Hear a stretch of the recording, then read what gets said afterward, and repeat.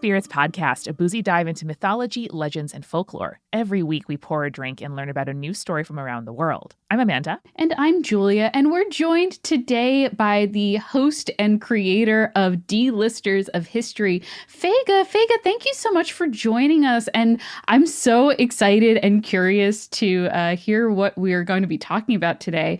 But first things first, can you tell us a little bit about yourself and a little bit about your podcast, D-Listers of History? Sure. And thank you. I'm so excited to be here. I'm a public historian, and I've been a history nerd since I was teeny tiny. My dream was to teach other people about history. I wanted to be on the History Channel back when the History Channel was like actually History. The History Channel. Before the aliens meme guy. I got you.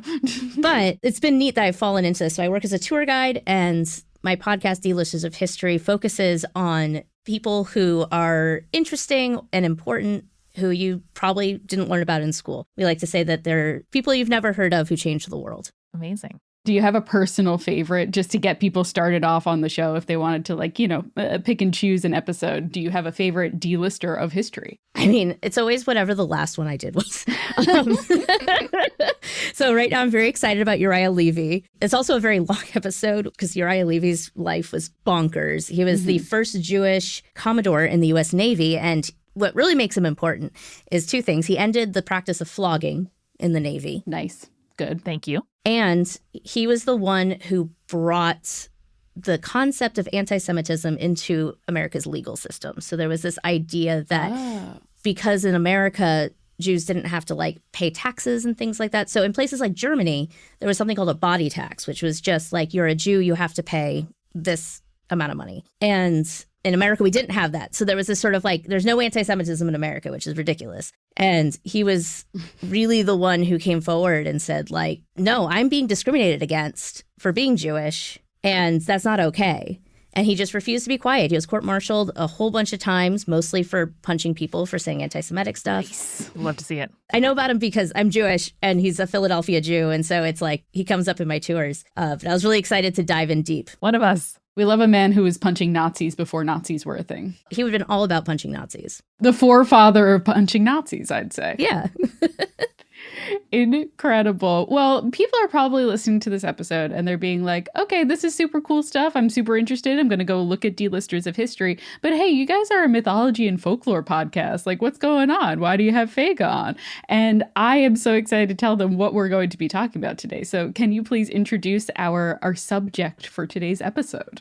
Yeah, I am so excited because I can't do this person on my podcast for a variety of reasons, which will become clear later on. But Polly Baker is who we're going to be talking about, and she is not real. Let's just go ahead and just say that, which is why I don't want to talk about her on my podcast, because she is not actually a person. But what's interesting about her is she became such a key part of the fabric of Enlightenment thought in Europe and in America. And she was made up whole cloth. People thought she was real. It sort of reminds me of today. We worry a lot about things like internet echo chambers, and not just with the scary conspiracies like QAnon, but also silly things. There was this thing in 2020 where a hoax that you could balance a broom on a specific day of the year. This was we had nothing to do in lockdown, so everybody was out there balancing brooms. Mm-hmm. It was made up. It was silly. It was sometimes a broom balances if you're really good at balancing it. It's the same thing as you can have an egg sit up on the equinox. It's not a thing. I was just thinking about the egg on the equinox. Yeah, I mean, I'm not a scientist, but I've tried that and it did not work. So sample size of 1. Amanda, when you think of the egg, do you think of that West Wing episode with CJ Craig? No, I haven't watched The West Wing in probably 12 or 13 years. So okay, I'm thinking mostly of Instagram videos and then things that I look at, and I feel myself looking at my fridge being do I have one? And then no, Amanda, no, we know this is fake. But it's just, it's I don't know. It's just plausible enough. And I think that's the key to any of these kind of stories of people who exist, or quote unquote people who exist but aren't actually people, but we're using them as examples. And I think Polly Baker is a really cool example of that. So yeah, Fayge, let's dive in. Let's do our deep dive. Yeah. So Polly Baker is my 18th century feminist icon. Nice. Yay. April 1747, a daily newspaper in London called the General Advertiser printed a courtroom speech given by a woman who was being prosecuted for the 5th time for bearing a child out of wedlock. And the location of this trial was given as at Connecticut near Boston in New England. At Connecticut Okay. near Boston in New England. Okay. Sure. Yeah, so I guess the northeast corner of Connecticut. I don't know. Can I ask a silly question, Fayge? Yeah. Was having a kid outside of wedlock illegal? Yes. So I guess I'm used to thinking of this period as like, oh, it was taboo, or, oh, people were judged when they're, unwed and having kids. But it was like, Right. it was like a prosecutable crime.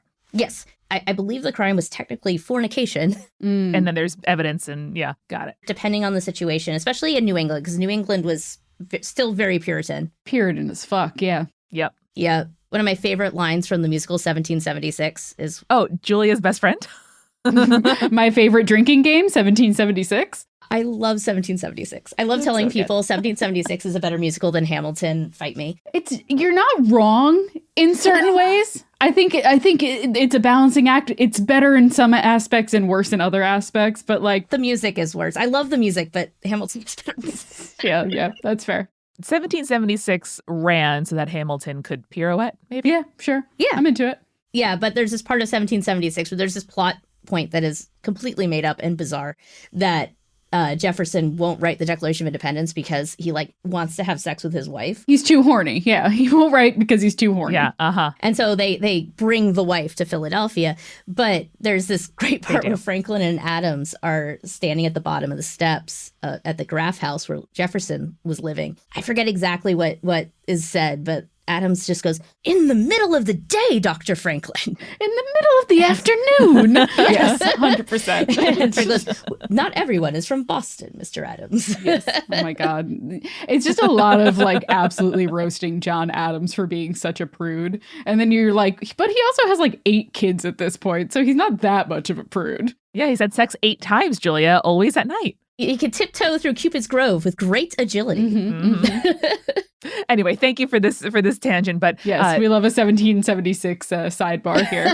illegal to fornicate. Yeah. So the point being, yes, fornication not allowed, and either you would be fined or whipped in the public square. Got it. One is much worse than the other, I think, in most regards.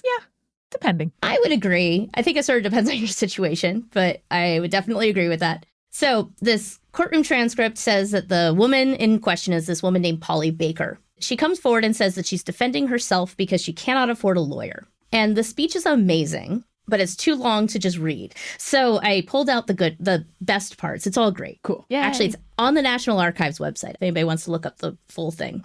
Here are the important quotes. "This is the 5th time, gentlemen, that I have been dragged before your court on the same account. Twice I have paid heavy fines, and twice I have been brought to public punishment for want of money to pay those fines. This may have been agreeable to the laws, and I don't dispute it, but since laws are sometimes unreasonable in themselves." Yeah. That's a legal argument. Damn. Yeah. "I have brought 5 fine children into the world at risk of my life," which, side note, very much so in those days. Yeah. Word. "I have maintained them well by my own industry without burdening the township, and would have done it better if I had not," sorry, I'm trying to read this 18th century spelling, "if it had not been for the heavy charges and fines I have paid. Can it be a crime in the nature of things, I mean, to add to the number of the king's subjects in a new country that really wants people?"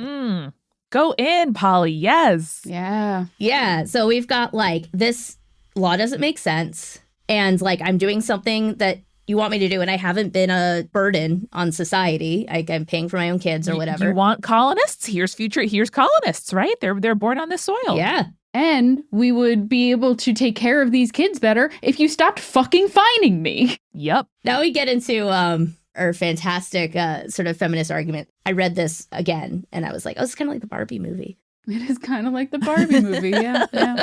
"I defy any person to say I ever refused an offer of that sort being marriage. On the contrary, I readily consented to the only proposal of marriage that ever was made me, which was when I was a virgin.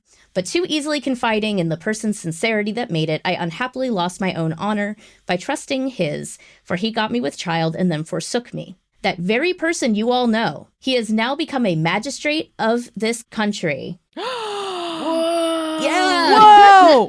Plot twist! Scandal. But I must now complain of it as unjust and unequal that my betrayer and undoer and first cause of all my faults and miscarriages, if they may be deemed as such, should be advanced to honor and power in the government that punishes my misfortunes with stripes and infamy. Whoa. Girl, yeah, you're like, oh yeah, you're all pissed off at me, but this guy's faced nothing, no repercussions for him whatsoever. In fact, now he's a fucking politician. Like, this is bullshit. I am so with Polly here. Amazing. We love it. We love to see it. Feminist icon. And then she goes after, we didn't have the separation of church and state yet, obviously, especially not in Connecticut. But she goes after it anyway. If mine, then, is a religious offense, leave it to religious punishments.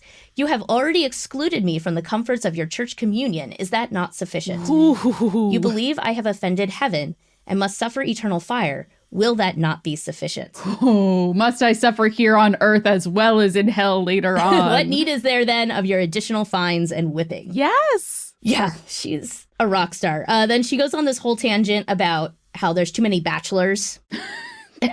And that men are like running around and just having a good time and not taking on the responsibility of marriage. Because marriage in those days wasn't just about falling in love and stuff. Like, that was obviously ideal. But it was also just like, man, before you had washing machines and stuff, like, there was a lot to do just to keep the house going. I can't keep my house going. And I have all the machines. All the modern conveniences.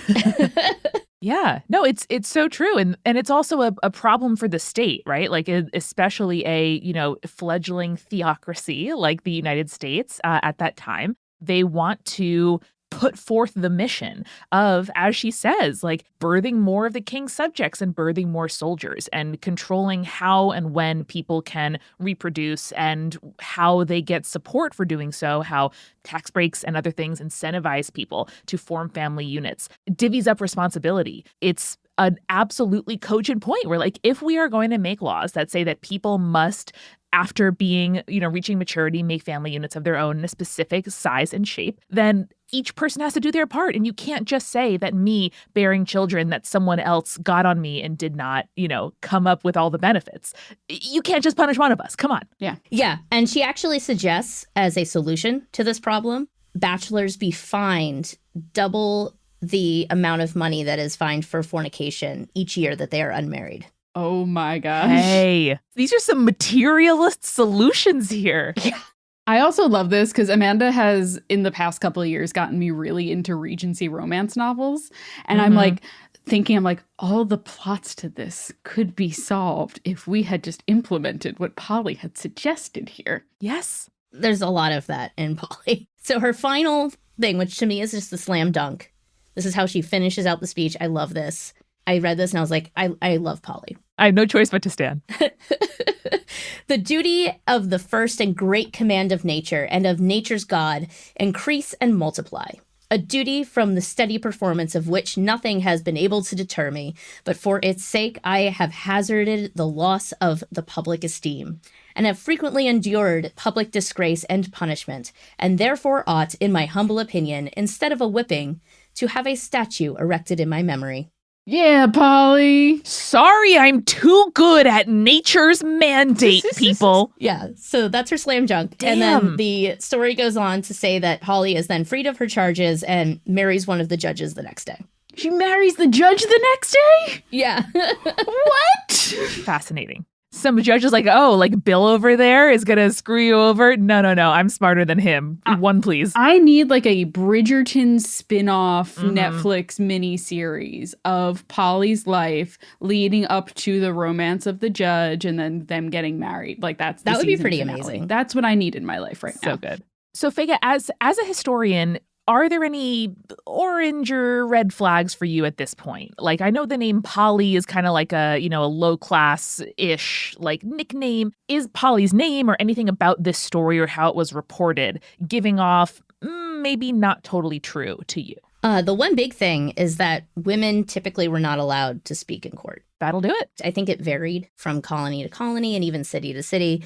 That's not my specialty. But there's a lot of references to men saying, like, imagine if women could speak in court, how much better the speeches in court would be, and that sort of thing. Word. And they would be correct. So that implies they can't. Polly Baker is a pretty typical name. Polly is a nickname for Mary. Sorry, sometimes nicknames just make me laugh because I'm like, how'd you get there? Huh? Yeah, no idea. But what really gives it an interesting sort of like, is this real? Like, what's going on here? Is that the English-speaking world has been primed for this Polly Baker moment. Because in the previous decades, plays and stories and stuff have been obsessed with women who had something terrible happen to them and then they become sex workers to survive.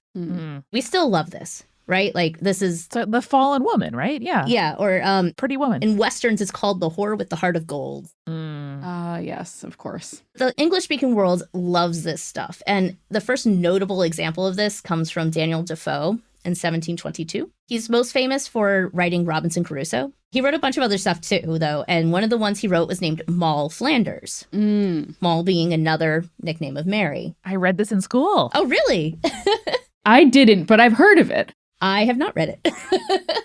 Do you remember it? It's very what you expect. She's born in prison, raised by a foster family, falls in love with the older foster brother, but runs around from man to man, like stealing stuff, having some indeterminate number of children who are never named before finding her way back to her first love. And she confesses her sins, and there it is. All is right in the world. But clearly Defoe really liked this trope because he wrote a second book on this topic called Roxana or the Fortunate Mistress, which is more like high class. Like Moll is like a little lower class, Roxana, a little higher class. I mean, the name has an X in it. Come on. It's very French. I was also about to say, did they base the song Roxanne on that novel? Who can say? Possible. It's very possible. Another really popular thing that's worth mentioning that has this trope in it from that era is The Beggar's Opera by John Gay. Oh, so Amanda and I did the Beggar's Opera in activated high us. school, so we are familiar with it. I love that. I learned about The Beggar's Opera from my basic repertoire class in college. So, like, this is a big deal opera, especially in the English-speaking world, because we don't have a lot of big deal operas in English. Yeah, we don't. Unless you count Broadway musicals, which I do, but that's a whole debate. Right, but like the classic opera, it was like you're either in Italian, French, or German. Those are your only options. And German is like, you're pushing the envelope a bit there. Like generous. Yeah. Yeah. So but they lampshade it in The Beggar's Opera, as I understand it, because you have Polly Peachum. So we have Polly again. And her parents are upset with her because she married a famous highwayman in secret. And they're not upset with her because he's a highwayman. They're upset with her because she got married. And correct me if I'm wrong, because it's been well more than a decade since I listened to it. It's been a while for us as well, so that's fair. It's a satire, right? And so people are like, everyone's motivation is like not quite what it should be. Yeah. And so the quote that I pulled out was, "Do you think your mother and I should have lived comfortably so long together if ever we had been married?" Incredible. Incredible. It's a real Deborah moment. It's a real, Julia, give me more sitcoms. Everyone, the King of Queens, etc. Any like married couple sitcom, I think that works for. At the end, you find out that this guy has like 4 women who are pregnant with his children and stuff. And he's supposed to be hanged, but then there's a happy ending because the audience insists upon it. So nice. It's English satirical opera. Yep. But we still, like I said, we still love this trope. We have like Pretty Woman is a really classic example of this, and Moulin Rouge, which is actually La Traviata, which was actually something else. I don't remember what La Traviata was based on. But we love this. We love this character, and we have loved this character since the 18th century. It was really common practice at the time for newspapers to reprint stories from other newspapers, oftentimes without attribution. Yes. Yep. The idea we have today of newspapers being, of like journalistic integrity and fact checking and stuff, that is very recent, like 20th century. Not even all of the 20th century. And to a certain extent, you can still kind of trace it to things like newswires, right? Where just like you license to the Associated Press and you can just kind of like reprint and add to their newswires in a more, allowed way, but it grew out of something. Not just like I read this thing and I'm going to re-put it out and send it on its way. It's basically, Fayge, what you're saying, and I'm putting words in your mouth here, is that this is the equivalent of like screenshotting a Tumblr post and then putting it on Twitter, screenshotting the tweet and then putting it on Instagram. It was early copy pasta. That's what it is. No, literally, yes. That is a perfect example. Or that meme where that person sees a thing and says, "That's so cool," and he grabs and he goes, "This is mine now." Yep. Exactly right. Exactly correct. So it gets published all over London, and it makes its way outside London to like Bath. It makes its way to Dublin even by the end of the month. Oh, wow. Where they love having kids. Love it. That's true. Don't love being part of the British Empire, because they still are at this moment. But the fact that it took only a month to get to Dublin is pretty impressive, because at this time, like, you didn't have the electronic way of sending these things. It had to be like a physical newspaper. It had to end up in somebody's hands. But one of the most important publications to have reprinted it was a magazine called Gentleman's Magazine, which was printed by a man named Edward Cave. Okay. Cool name. Very cool name, but he still had a pen name, Sylvanus Urban. Oh, fancy. Yeah. What are we, a Protestant? Come on. He's actually, his newspaper's tagline was actually E pluribus unum, which... That sounds familiar. Yeah, it's theorized that's where Benjamin Franklin got the phrase from for our motto. Really? Theorized, to be clear. We don't know. Sorry, headcanon. Nope, you can't take it back. It's notable because it was really universally read across the English-speaking world. Gotcha. I was going to say the Time Magazine, but that's a terrible example because Time Magazine is not Time Magazine anymore. Or like, I was getting like Harper's Bazaar, or like Variety vibes. Yeah. Yeah, that's, very much that. So like, we know that like Benjamin Franklin was a subscriber, and he wasn't alone. Now, I know the story takes a turn as it crosses the Atlantic and maybe recrosses and crosses back. But first, let's grab a quick refill. Cool.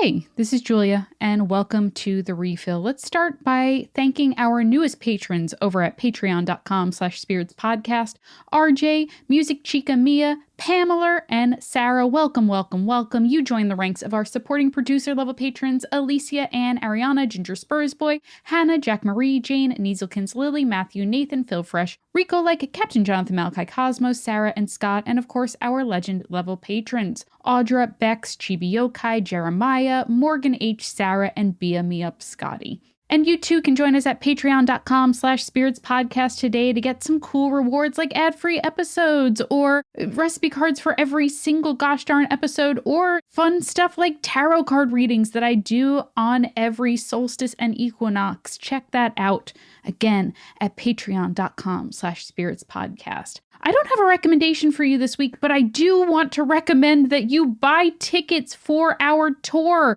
We are going to some amazing cities like, let's see if I can remember them all: Seattle, Minneapolis, Chicago, Boston, New York, Philly, and DC. I did remember them all. And I have to tell you, I am so excited for the games that I am going to be hosting for the spirits portion of the show. There's some really fun ones on there and stuff that you've never heard before. So if you would like to see that live, go to spiritspodcast.com/live to get your tickets today. If you like the stuff that we do here at Multitude, have you listened to the other shows at Multitude? Like, Tell Me About It. Tell Me About It is a game show about proving that the things that you like are actually interesting. Hosted by Adel Rafai from Hello from the Magic Tavern and Hey Riddle Riddle, and our own Eric Silver.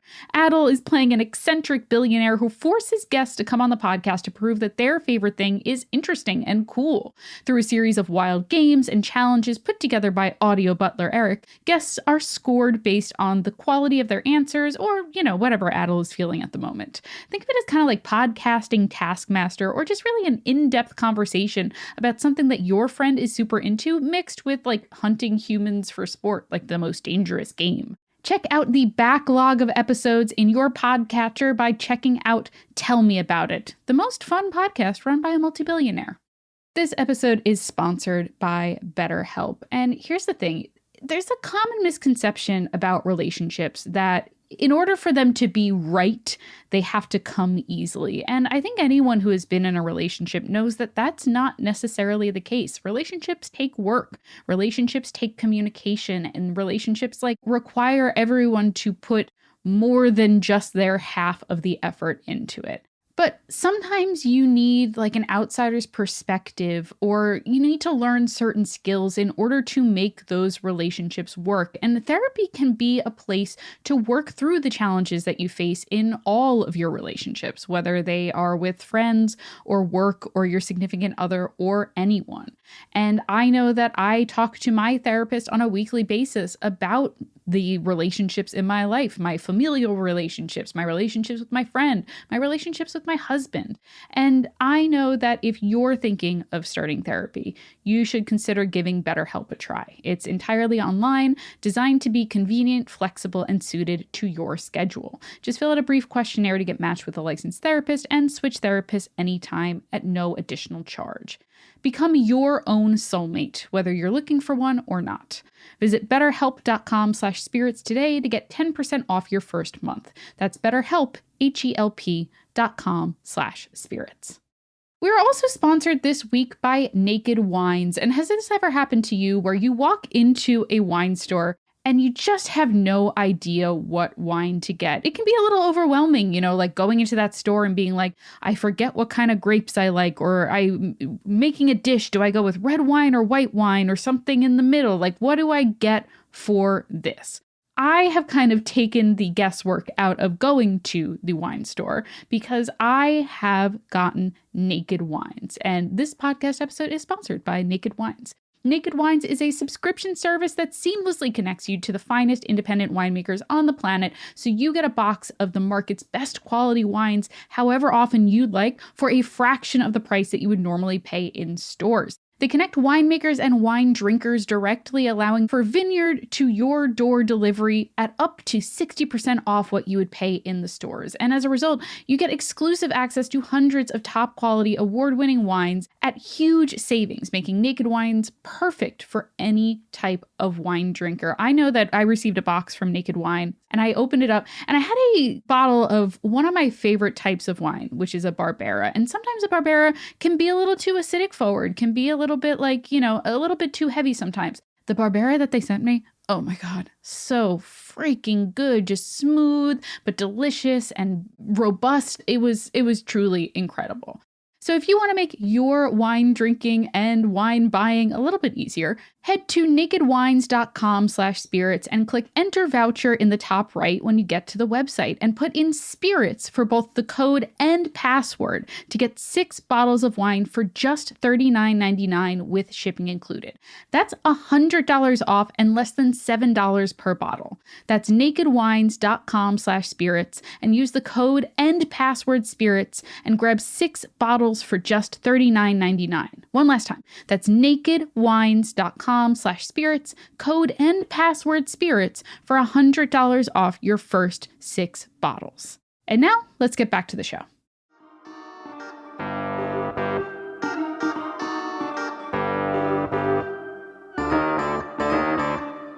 We're back. Fayge, I am dying to know what happens next in this sordid tale. Gentleman's Magazine adds that the judge that Polly married was a specific judge. He gave him a name named Paul Dudley.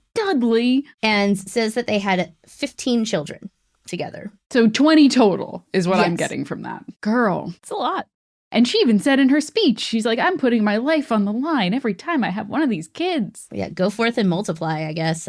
She's doing it. But here's a kind of a weird moment. So the magazine has not made it to America yet. So it's been just a month and a half, basically. A letter is printed in the Gentleman's Magazine from someone named William Smith, which is like John Smith. It's just a super typical name. Mm-hmm. And he claims that he met Polly Baker in 1745 and she was almost 60 years old. And that she had married this Paul Dudley, Esquire of Roxbury, and confirmed the existence of the 15 children. Incredible. Wow. It also brings up this concept of a custom in New England called bundling, which is where a couple that is Like my home insurance or, way more fun than home I'm insurance. suspicious. it's like home and auto. Right. Yes, of course. So a young couple that had been promised to one another would lay in bed together fully clothed. Oh, I've heard of this. Okay. Yes. And sometimes they would like strap a piece of wood between the two of them or whatever. But so he brings up this like New England tradition of bundling. Oh my God. This is a big claim because I just, home and auto insurance, I can't not think of it now, Julia. I'm sorry. I put that in your brain. I'm obsessed. I love it. It's 18th century cuffing. I'm ready. Okay. So naming Paul Dudley is a choice because he was the Chief Justice of Massachusetts Oh. and the son and grandson of two previous Massachusetts governors. Probably people who don't want their son marrying an unwed mother. Yeah. And the fact that it's traceable is a big thing, too. Right. And also doesn't make him look good, especially because Dudley, Justice Dudley, was known for being deeply religious and extremely strict.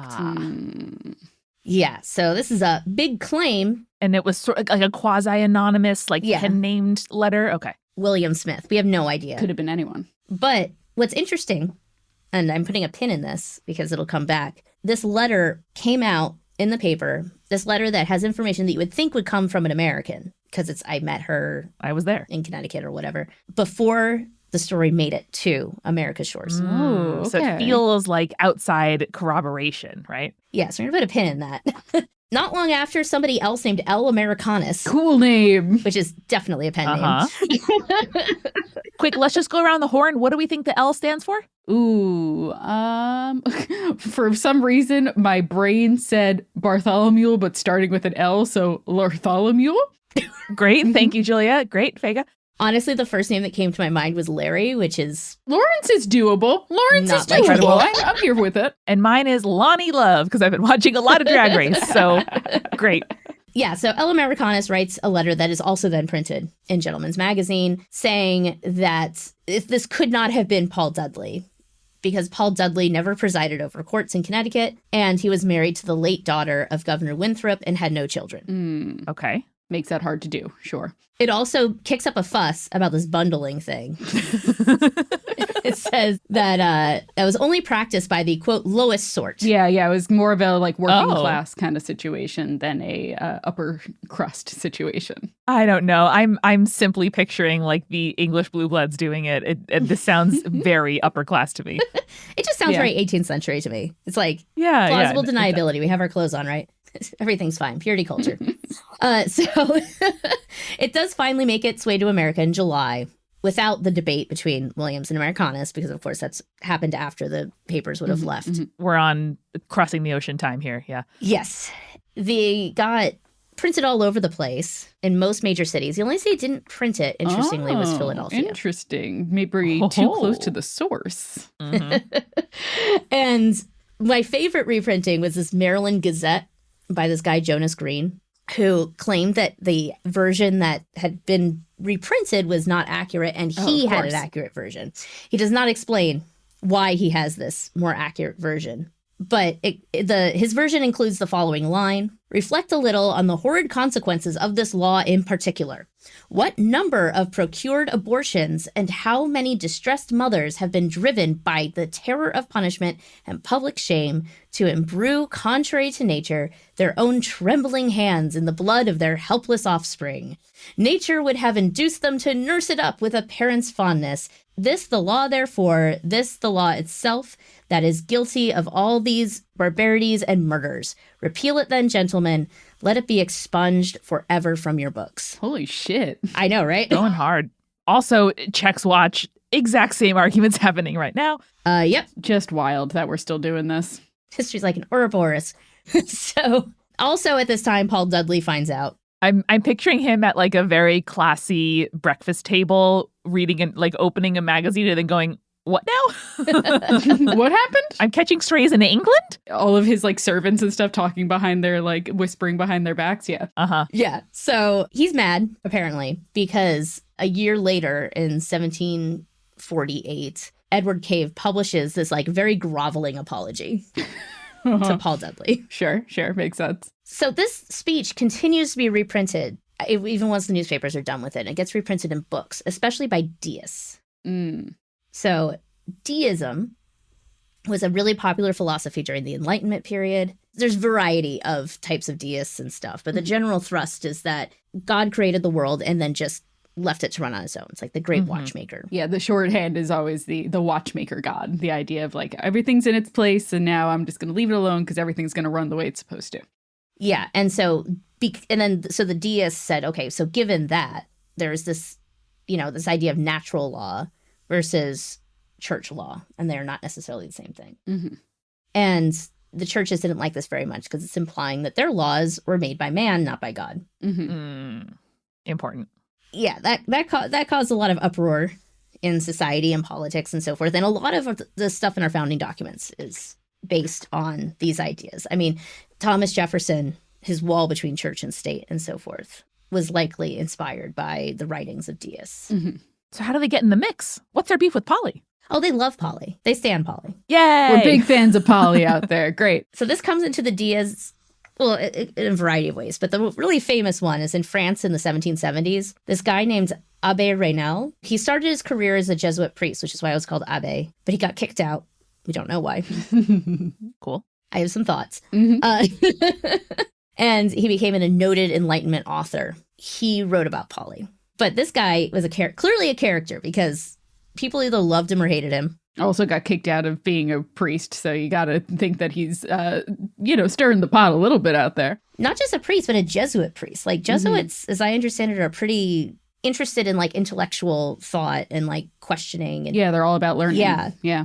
I can say, having moved from one side to the other, Jesuits are the closest we get to rabbis. Not near, but the closest possible. What did he do to get the Jesuits mad? Yeah, really. So John Adams liked him. John Adams said, Monsieur Raynal is the most eloquent man I ever heard speak in French. Oh. I like that qualification. Yeah, like not in general, because that's me. But in French, he's got it. Yeah, he says, he talks a great deal and is very entertaining. But some other folks didn't like him very much. Edward Gibbon, who was a British historian, said that Raynal was intolerably loud, peremptory, and insolent. And you would imagine that he alone was the monarch and legislator of the world. Among this sort of class or social group, I imagine it was difficult to get them to say that about someone else, because maybe it's just my mind or 1776, but I imagine a lot of men just talking loudly at each other. I mean, yeah, that happens. They also were very fond of saying stuff like this in the press under pen names. Mm-hmm. Especially our early elections in America. There's wild stuff that Adams and Jefferson and all these guys were printing about each other. It's kind of heartwarming to realize we've always been like this. No, we've always been ridiculous. And then my favorite is this guy, Horace Walpole, who I'd never heard of. He was a British gossip. Mm-hmm. So I'm imagining like in Bridgerton, like that paper or whatever. That's my guess. I have no idea. But what he said, which I think is hysterical, was there never was such an impertinent and tiresome old gossip. Amazing. Wow. Damn. Which, coming from someone whose literal profession is being a gossip. Incredible. That's saying something. So Raynal wrote a book that I have translated into English because I have learned the hard way that I cannot pronounce French. A philosophical and political history of the settlements and trade of the Europeans in the East and West Indies. Okay. So this comes out in 1770. And as far as history concerned, it's wildly inaccurate. So much was. Yeah, like most colonists writing about the Indies, sure. Yeah, and a French guy writing about anything that wasn't France. Mm-hmm. And it includes this amazing line, which got some people pretty mad. It must be a matter of astonishment to find that America has not yet produced a good poet, an able mathematician, or a man of genius in any single art or science. Wow. 1770. A lot of heavy hitters had something to say about that. Yeah. Mm-hmm. Jefferson notably wrote to him and was like, Benjamin Franklin, There's David people. Rittenhouse. There's people, my guy. There's people. But he brought up Polly's speech to demonstrate the severity of the laws in New England. And he reported her experience as historical fact. He included the subsequent marriage to an unnamed judge, but did not include the 15 children. Okay.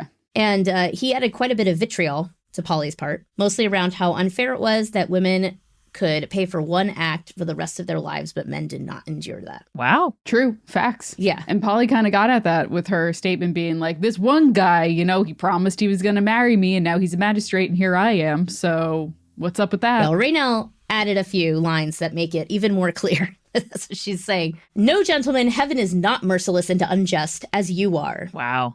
O just and good God, God repairer of evils and injustices, it is to thee I appeal the sentence of my judges. Do not avenge me, do not punish them, but deign to enlighten them and soften them.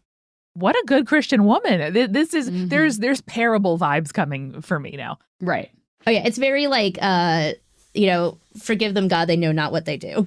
For sure. Mm-hmm. Which I'm sure made some people pretty upset. So Polly was a really useful character for the Enlightenment thinkers because they were really into this idea of natural law versus religious law. And she fits right into that beautifully. She keeps popping up in various places for the rest of the 18th century and the early 19th century. She even pops up in the 20th century.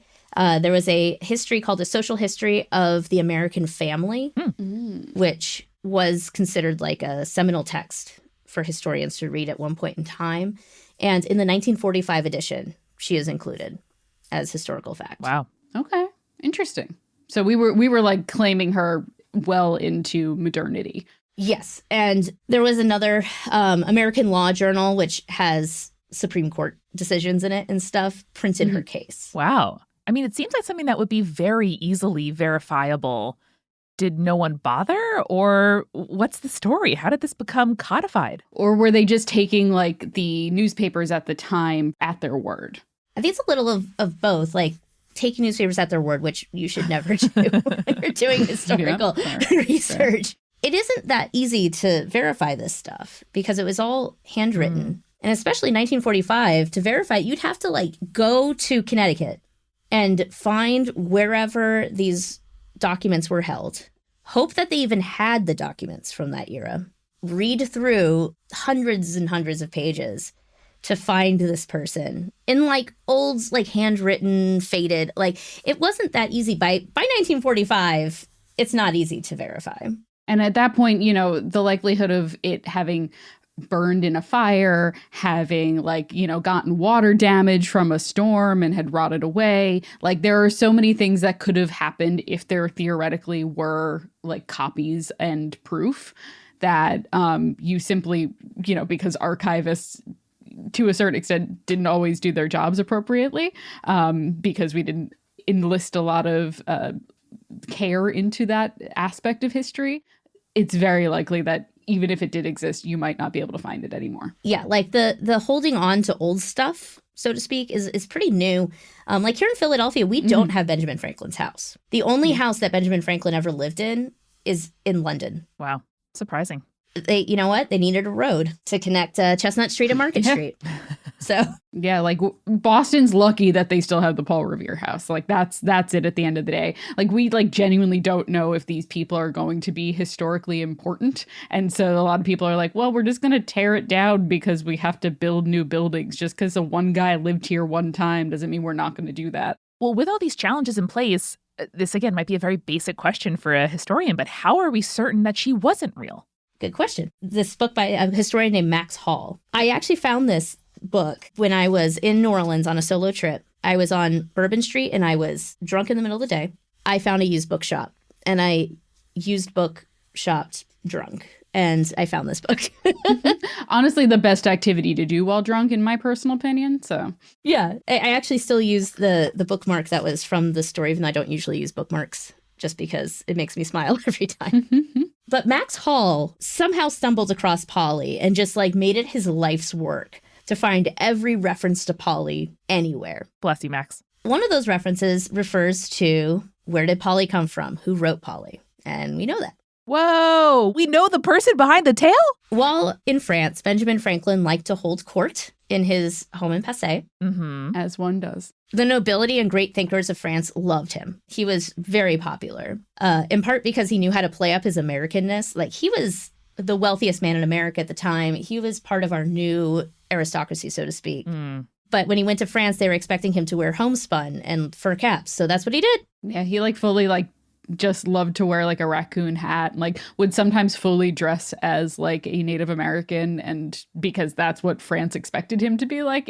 It's wild. It was truly wild stuff. Yeah, I don't think the man split a log in his life. No. He had baby hands and dressed in like trapper's fur. It was all very silly. But while he was there, one of the things he started telling people is that he wrote the story of Polly Baker. Really?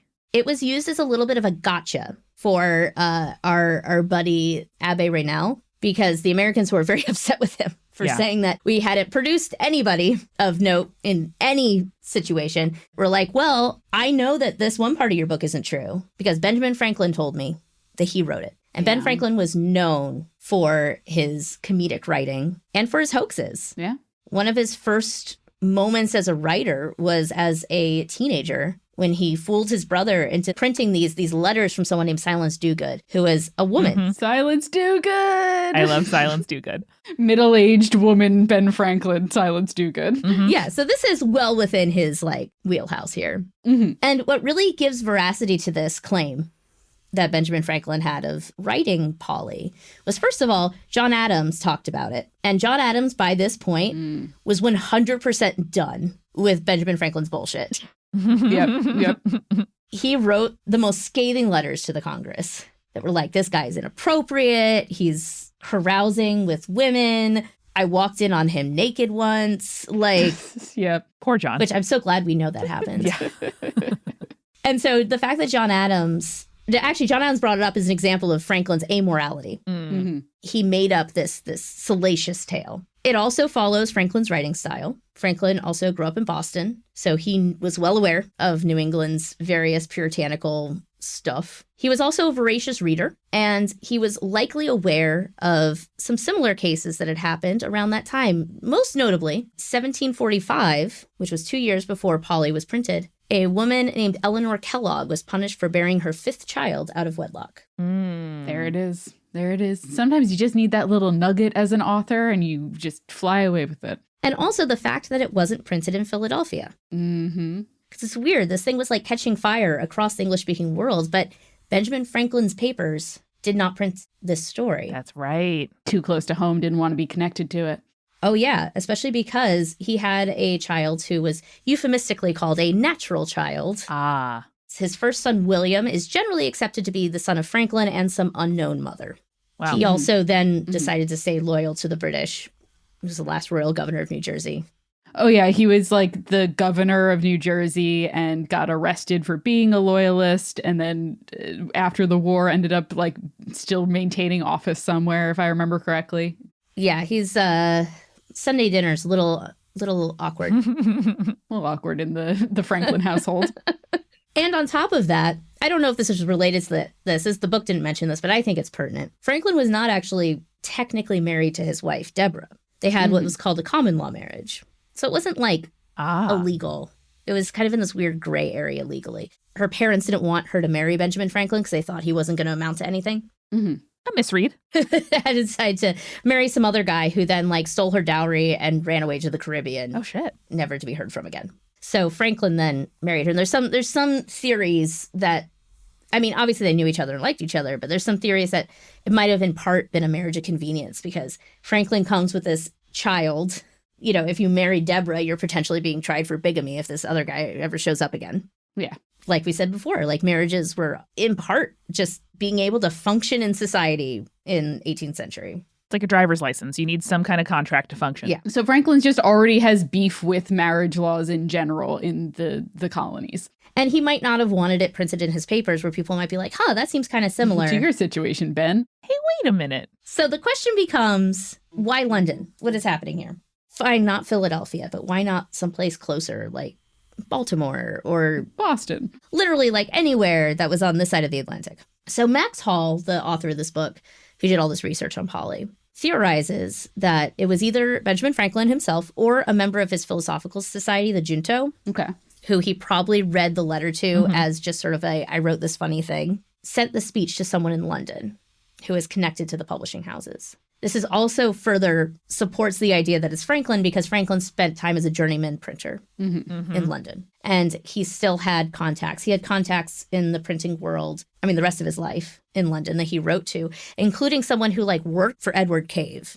The ties, they tie. The threads, they tie together. Yeah. It also brings up this idea of, I brought up William Smith, it being kind of a weird thing. So Max Hall theorizes that maybe Franklin wrote the letter from William Smith and sent it with the speech to be printed a month later. Interesting. Fascinating. That is purely guessing, It's a theory. but it would be in character for Franklin to do that. Oh, and on top of that, when he was apprenticed to his brother in Boston, his brother got in trouble because he was criticizing Justice Dudley. Oh! When it all comes together. Settling your brother's beef in the British magazines. Love to see it.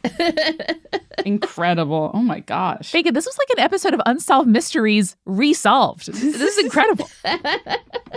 I love Polly ever so much. I'm so glad I had the opportunity to do this because I was like, I can't really talk about her because she's not real. And she was written by Benjamin Franklin, who is not a D-lister.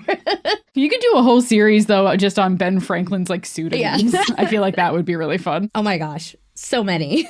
It was my first like obsession as a small child was Benjamin Franklin. And so he's a warm place in my heart, even as I learned that he enslaved people. I'm like, unfortunately, so many of the people that we are introduced to like in our early history, like learning about history, are founding fathers who also enslaved people. And that's not ideal by any means because we don't teach children about that as well.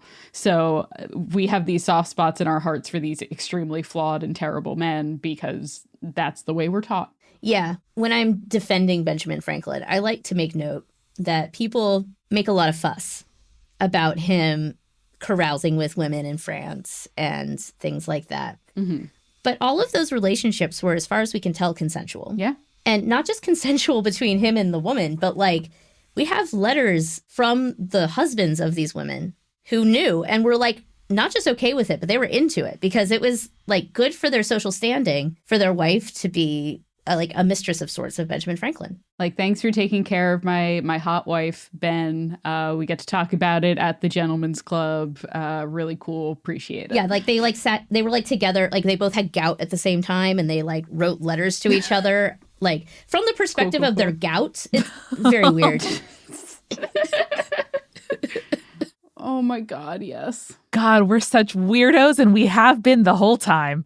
We don't know what happened with his son, William. We don't know who his mother was. There's a lot of question marks.